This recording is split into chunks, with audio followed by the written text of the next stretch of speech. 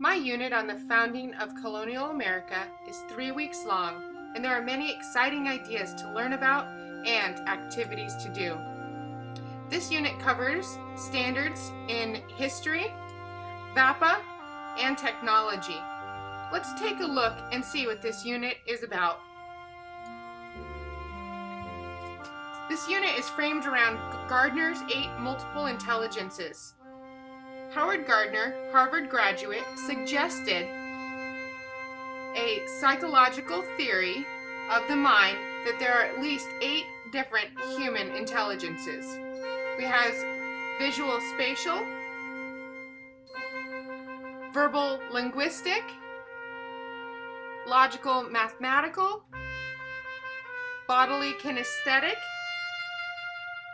musical, interpersonal, intrapersonal, and naturalist,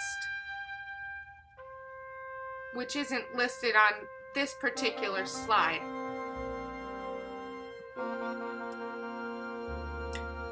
It's a critique of the notion that there's a single intelligence which we're born with, which can't be changed, and which psychologists can't measure. The idea of multiple intelligences is important because it allows for educators to identify differing strengths and weaknesses in students, and also contradicts the idea that intelligence can be measured only through IQ. Some examples of these multiple intelligences are on this slide. Now, if you're a bodily kinesthetic learner, you're body smart, and you're a dancer, an actor, an athlete. You're good just with your body. You like to get up and move around. Being logical mathematical, so you're number smart. You're scientist, an accountant, engineer. And these are just examples. They're not limited to only these few suggestions. But if you're linguistic, you're word smart. You're a writer, presenter, lawyer, comedian. You're a talker. If you're nature smart, it doesn't just mean that you like to be outside, but you feel smart with nature. You can see patterns. You're a farmer, gardener, veterinarian. You like animals. If you're music smart, doesn't necessarily mean you can sing. Not everybody, or play a musical instrument. Not everybody has been given that option in life. But those are things you're drawn to. You're drawn to writing songs. You're drawn to poetry, to that natural rhythm. And if you're spatial, you're picture smart. You are a good drawer. You can sketch. You're an artist. If you're interpersonal, you're people smart. You're able to kind of feel what they're going on. You're able to talk to people. But if you're intrapersonal, you're more of a philosopher or a researcher. You can think inside your own head.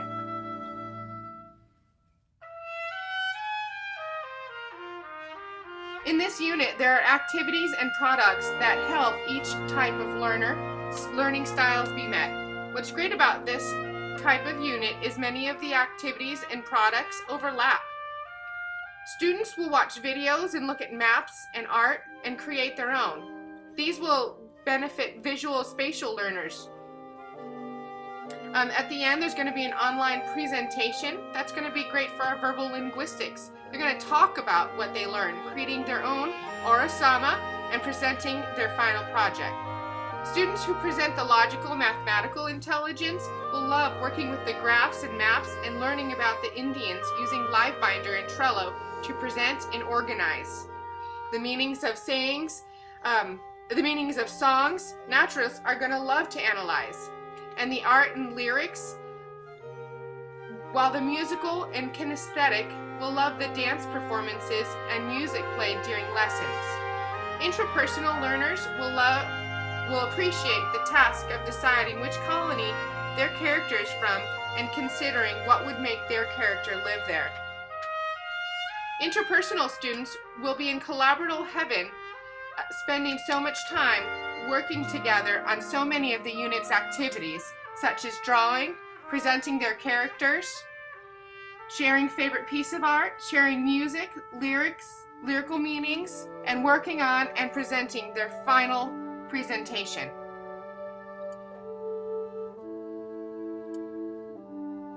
We have pictures of just different types of learners from colonial America, different activities. from colonial America.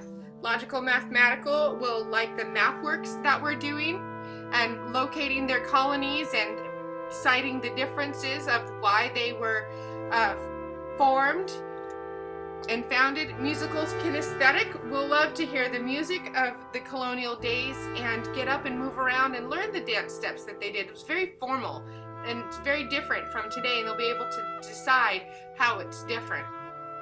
Intrapersonal, we have this this character here, and he's thinking, he's considering something.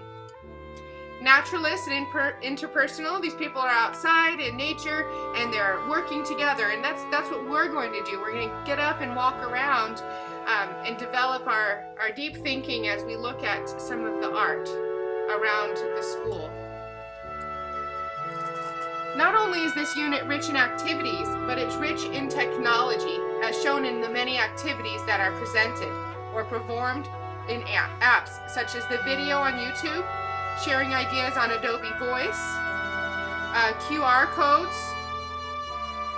to see the characters, Weebly to access the web page of the class and post your presentation on, or Asama to bring to life the art students analyze, Trello to organize and share thoughts and critiques, online graphic organizers to order thoughts, and Lucid Press to hold all of our products and activities.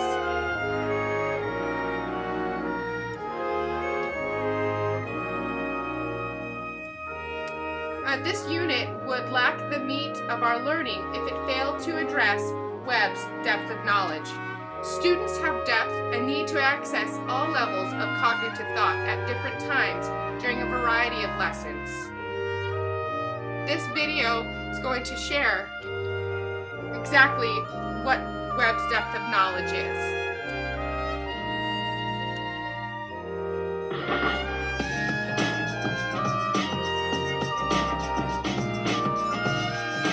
Webb's depth of knowledge. It has 4 levels. It is a collection of vocabulary words and skill sets for each of the 4 levels that you want to be familiar with. Level 1 is the skill level. So some vocabulary words to go along with that is identify, memorize, label, list. Not anything that requires really high level of critical thinking, but some essential skills that sometimes your students need. Level 4 is extended learning. That means where they design, they connect their learning to something else. They're able to make an intelligent critique. A lot more challenging to do.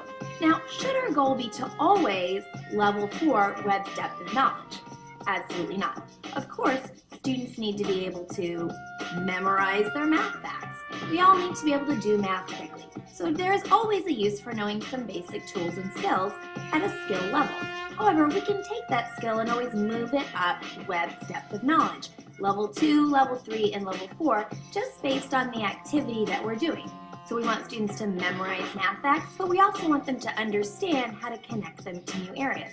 So we start with level 1 sometimes, and other times we're building on that. So always identify Webb's depth of knowledge and know what level you are addressing.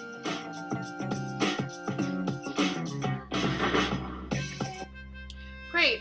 So after knowing that it's multiple intelligences and Webb's depth of knowledge that's going to create a technologically filled unit plan, the question asked is, what am I taking away from this class? And how will it affect my teaching in the future? Well, this class has blown my mind. If I take anything away from this class, it will be that there are so many apps out there that make it easy for students to learn content. As educators, we also need to know that there is not just one way to teach our students content. They like variety just as we do. We as educators need to do the footwork to keep our students engaged in 21st century learning. Students are not the same learners we were as children. We should not make them learn the same way we were taught. Multiple intelligences are not just new because the theory is new, but much of the way we look at our students as learners is. I'm excited to go out and share what I have learned with other teachers and students. Knowing what I know now, I will allow my students to present ideas in a variety of ways using technology.